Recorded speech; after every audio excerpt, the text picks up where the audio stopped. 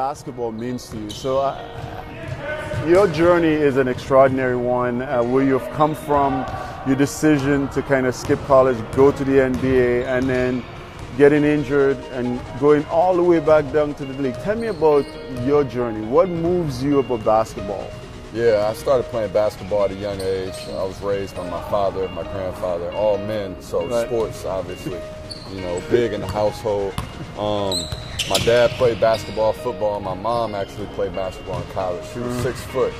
She had 3 brothers, 6'9", 6'7", so wow. That was in me. That was in me, you know, just to be tall, yeah. you know, hopefully be athletic.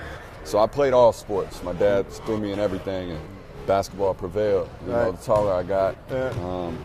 And then just had a love for it. Growing up, Illinois, MJ, my favorite player was Penny Hardaway. Oh, yeah. You know, so just watching those guys, watching Pistol Pete, Magic Johnson, come fly with me, Jordan's Playground, you know. Yeah. All the kids wanted to be like Mike. So exactly. Just the inspiration from that standpoint carried over. And I was fortunate enough to, you know, play at a high level, high school, get drafted out of high school to the NBA, and then, you know, live out my dream of playing in the NBA. Right. So talk about what that was like.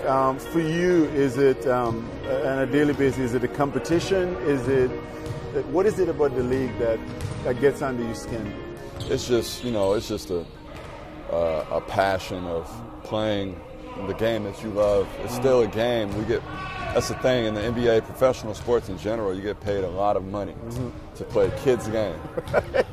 You know what I'm saying? Like, right. You think about that for a minute, it gets lost in the shuffle and translation because, you know, it is a business. Right. You know, as you know, the more that you're in the league, the more that you see a lot, right? Guys get traded, guys get cut. You know, you're trying to make a team. You're traveling, you got to pick up and move, you get traded. So it is a business, so it can take out the love, it can take out the fun, the passion. But just trying to keep that perspective. For me, I got my perspective when I was injured at 21, third year in the league, you know, a potential cornerstone of a franchise, and then it all came crashing down. And then from there, it was like, okay, going to different teams, playing, getting cut, waived, playing in the D League, trying to make it back. You know, you realize it's a grind, it's tough, and you're trying to get that perspective that it could be taken away at any moment. So you just, you know, you just do what you love to do, play hard, and just, you know, try to have fun with it. I don't want to make any news, and I know you're not retiring anytime soon, but talk about your perspective about retirement. What's going to be the determining factor when you choose to hang up the sneakers? Well, I think it's just it's going to come down to a couple things. One, you know, physically, how am I feeling? Right. You know, just with my injuries and you know, just transitioning to life after basketball. You know, you want to be healthy, right? And I want to feel good playing with my kids. Right. You know, waking up every day, it's just the small things that sometimes you take for granted. So just physically how I feel, and then, you know, to family life, right?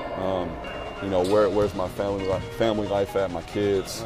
You know, so it'll come down to a couple things, but I've been fortunate enough to have good veterans. You know, I've been fortunate enough to be in this league long enough to know that, you know, you have to start thinking about what's next.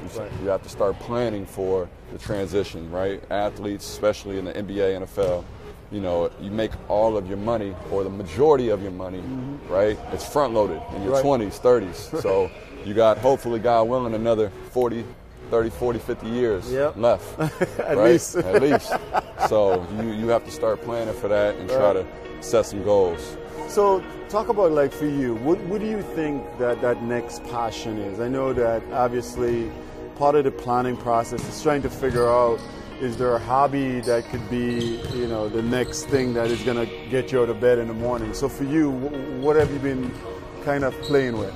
It's, you know, I've tried a couple of different things, but mostly it's been staying around the game. You know I love the game, and, you know, the last few years here being with the Warriors, just kind of reigniting that spark of just having joy, right? Finding joy within the game.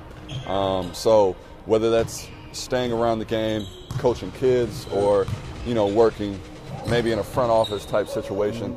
I've already started planting seeds, doing some job shadowing, doing some of the NBA programming that they offer, leadership program. So just trying to plant some seeds here and think about what's next when that time comes. So how would you rate both the union and the league now in terms of how they envision transition and how they're helping you to start thinking about that next step? It's a lot better. It's a lot better. I mean, you talk about from the time that I came in the NBA at 2004 to now 2018. I think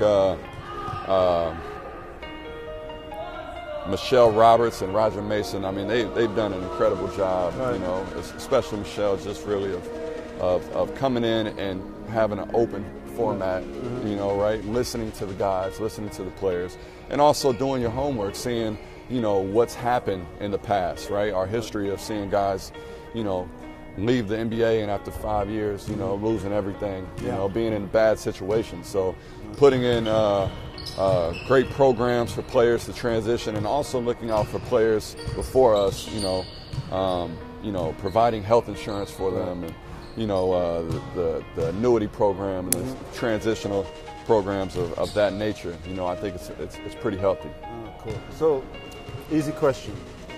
You retire tomorrow or 20 years from now. What is the first thing you're looking forward to do that you can't do now? The first thing I'm looking forward to that I can't do. Wake up in your retirement.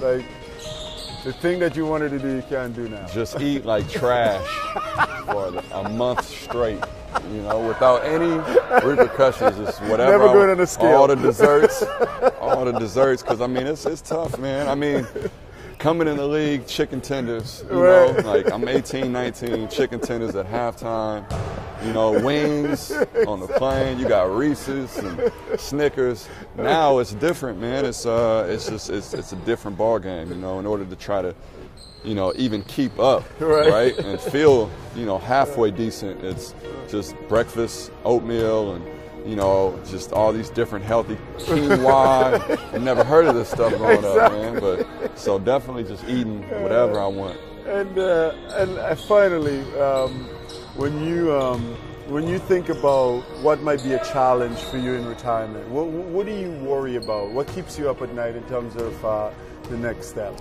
I think it's the work-family balance, right?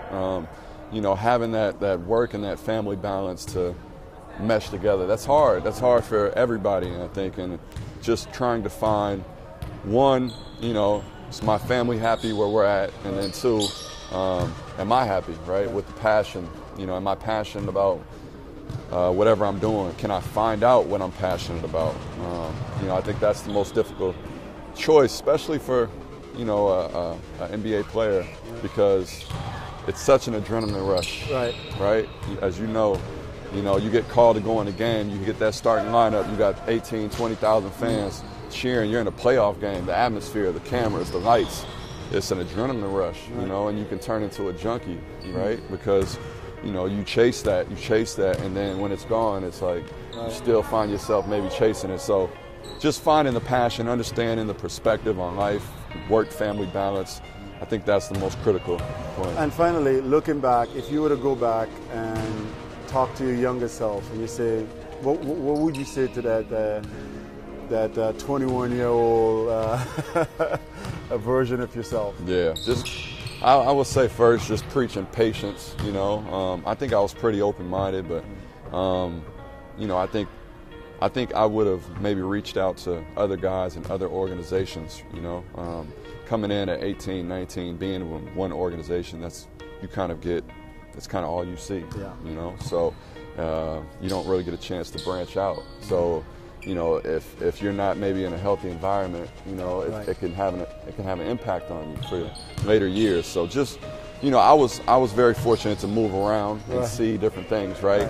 In my early 20s still, because I came in so young at 18. So maybe being young, just preaching that patience, and then maybe reaching out to other guys and seeing, whatever knowledge that they could pass down, just from their experiences, just to kind of help my transition.